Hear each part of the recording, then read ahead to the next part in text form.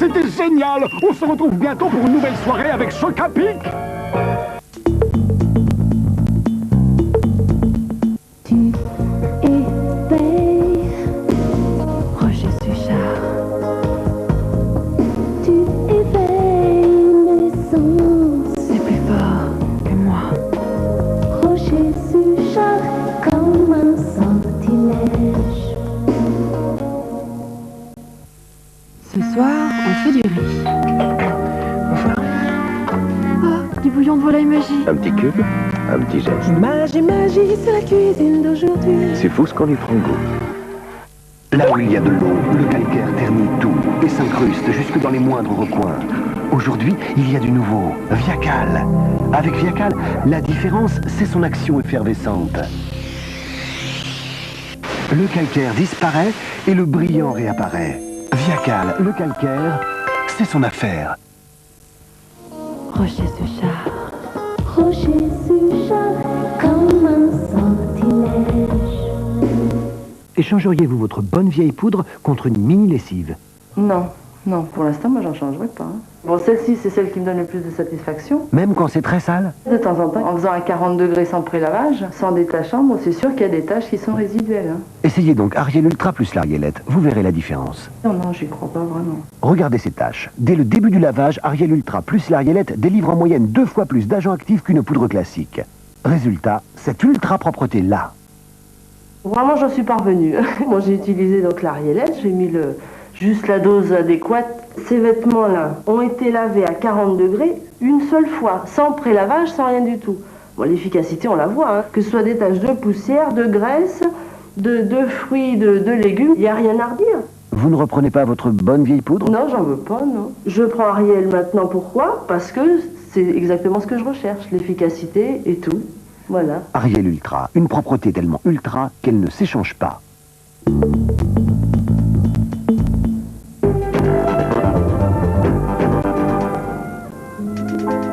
Détours amoureux, c'est l'histoire d'un drame personnel. Je ne veux plus que tu interviennes dans ma vie privée comme ça, tu entends? Un intense besoin de réconfort, la confusion des sentiments, et c'est la révélation. Je me trouve très fascinante. Malgré l'interdit, malgré le qu'en dira-t-on, une nouvelle façon d'aimer s'impose à elle. Je me sens très proche de toi. J'avoue que je suis paumée. Après le film, sur le plateau d'Histoire vraie, l'homosexualité, un débat animé par Marie-Laure Aubry et Paul Lefebvre. Mercredi 20h50, Histoire vraie, détours amoureux, suivi d'un débat sur l'homosexualité.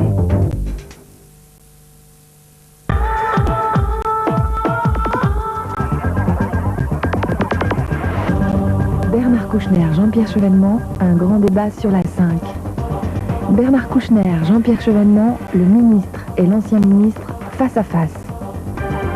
Deux hommes de gauche, deux visions très différentes sur les grandes questions politiques.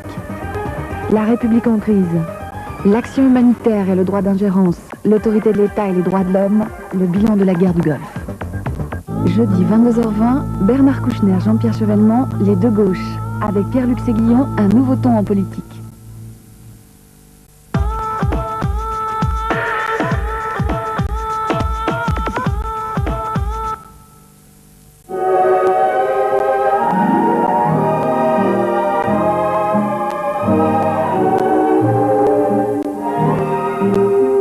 Roger Suchard, retrouvez l'actualité du cinéma, retrouvez Ciné 5 et rendez-vous à la fin de l'émission pour le grand jeu du cinéma.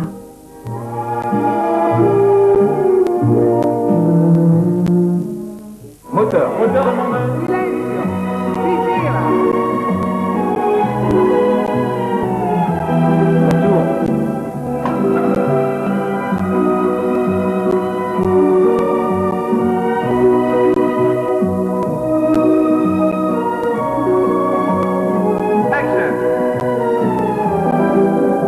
Madame, Monsieur, bienvenue aux écrans de Ciné 5. Un film, quelquefois deux par an, voilà une pugnacité au travail qui agace. Il s'agit de Woody Allen. À propos de Ombres et brouillards, son dernier film, n'écoutez pas les agacés qui vont vous parler de citations, d'exercices de style et qui feront la fine bouche. Ombres et brouillards, c'est une fable, une comédie hilarante qui s'adresse à l'intelligence. Ce petit homme, Kleinman, enrôlé de force dans une milice à la recherche d'un étrangleur. Ce cirque, ces artistes, ces prostituées, cette petite ville, vous les reconnaîtrez parce qu'il s'agit de notre monde et de nous-mêmes. Ombres et brouillards, le film de Woody Allen, agace car il fait réfléchir. Et aujourd'hui, c'est considéré comme une impertinence. Mais pensons que le tueur frappera encore cette nuit. Le tueur? Quel tueur? L'étrangleur. Qui est l'étrangleur? Le psychopathe. Quel genre d'explication est-ce que tu pourras avoir? T'es dans un placard tout nu avec ma sœur. On n'est pas loin de leur âge. Oui, et alors qu'est-ce que je fais? Je ne sais pas. Tout le monde a un plan. Je suis le seul en ville qui ne sait pas ce qu'il fait. Monsieur Spiro est sur le point de révéler le nom du tueur. Qu'est-ce qu'il me fait? Pourquoi je te jure que si jamais quelqu'un est tué ou blessé par suite de ton incompétence. Non, je sais pas assez long pour être incompétent. Il y a des hommes qui te cherchent. Clayman est ici. Il est ici. Clayman est ici. Il en sort et meurt. Ombre et brouillard, sorti le 12 février. Le bal des casse-pieds, signé Yves Robert, raconte l'histoire d'un vétérinaire, Jean Rochefort, aux prises avec toutes les sortes possibles et imaginables de casse-pieds. Il en résulte une série, une succession de sketchs, de numéros, un peu comme dans une revue de musical. Il y a Valérie Lemercier qui est hilarante, Jacques Villeray qui est bien émouvant et Hélène Vincent, idem. Mais lorsque ce film passera en prime time, comme on dit à la télévision, vous applaudirez tout le monde. Le bal des casse-pieds. Il y a 70 personnages dans notre film, tous plus casse-pieds les uns que les autres. Enfin, les uns et les unes les cassent aux autres, du début à la fin. Pas seulement les hommes et les femmes, les enfants aussi. Et les perroquets, les gens dans les avions, dans les voitures, dans les boîtes, les amis, les parents, les hommes à femmes, les hommes à hommes, les fous de la bourse, les pessimistes, les nouvelles maîtresses, les nouveaux voyageurs, les nouveaux cuisiniers, les nouveaux divorcés, les violoncellistes, les chiens qui cassent les noix des gens, les gens qui cassent les bonbons des singes. C'est une mêlée indescriptible. Pas de problème. Le bal des casse-pieds. Donc, c'est un film d'Yves Robert, scénario Jean-Loup Dabadi et Yves Robert, dialogue Jean-Loup Dabadi. Casse-pied quand même. Avec Jean Rochefort, Miu Miu, et par ordre d'apparition à l'écran, Jean Carmet, Odette Laure, Hélène Vincent, Jacques Villeray, Victor Lanoux, Wojtek Stoniak, Guy Bedos, Michel Piccoli, Jean-Pierre Bacry, Valérie Lemercier, Véronique Sanson, Claude Brasseur, Philippe Huchon, Didier Gustin, Patrick Timsit, Éric Leroc, Jean-Yann. Le bal des casse-pieds, bientôt. Sorti le 12 février. Le Dernier Samaritain est un de ces films américains qui font brillamment gammes et arpèges sur le thème du héros solitaire et déchu.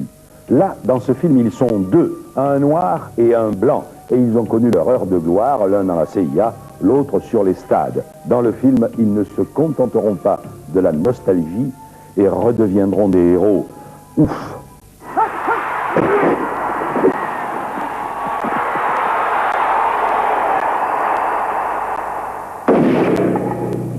On n'est pas là pour jouer, Flash. Joe Allenbeck est un détective privé dont la chance a tourné. Si tu me touches encore une fois, je peux te tuer. Deux attaques, deux coups au but. Je te l'avais dit. Jimmy Dix Jeanne Prince. est un ancien quarterback interdit de football. Encore une tragique histoire de jeunesse gâchée. T'es un minable. Chut, ne le dis à personne. Ils essayaient de mettre de l'ordre dans leur vie. Nettoie la moquette, je fais les carreaux. Quand ils ont été jetés dans le monde de la corruption du sport. Ce sont les pots de vin pour les sénateurs qui légaliseront les paris. Ça fait une bonne action, tout le monde aime parier. Piston, t'emmènes voir un match. Maintenant, ils jouent tout sur ce coup. Fais quoi, ce flingue? Dès que tu vois un méchant, tu tires. Ils ont quelques arguments que les méchants n'ont pas. Cette fois-ci, j'aimerais t'entendre gueuler. Joue-moi du rap si tu veux. J'ai plus d'idées, Ginny, je te laisse improviser. En espérant qu'ils ne s'entretuent pas avant. C'était une bombe? Non, juste un défaut de fabrication. Bruce Willis. Damon Wayans.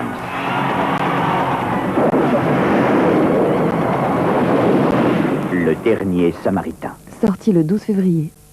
Mississippi One est le premier long métrage de Sarah Moon, connue d'abord pour ses photographies de mode et ses clips. Ici, il s'agit d'une histoire à ambition poétique entre une jeune fille et un adulte, un homme qui se dit un peu fêlé. C'est l'occasion pour la cinéaste de lécher les paysages du Nord. Comme tu veux.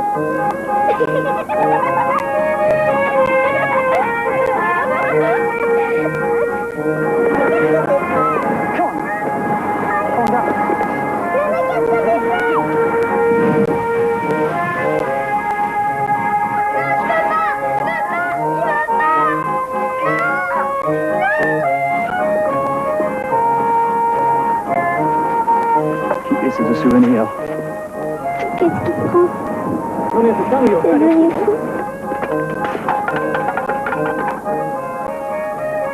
Je sais même pas son nom. Oui.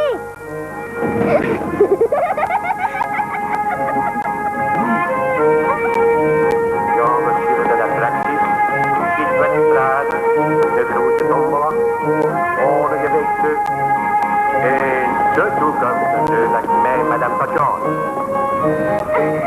C'est toi, Lazare! Regarde, on est vers les Véronnes. Les Véronnes. Attends. Mississippi One, sorti le 12 février.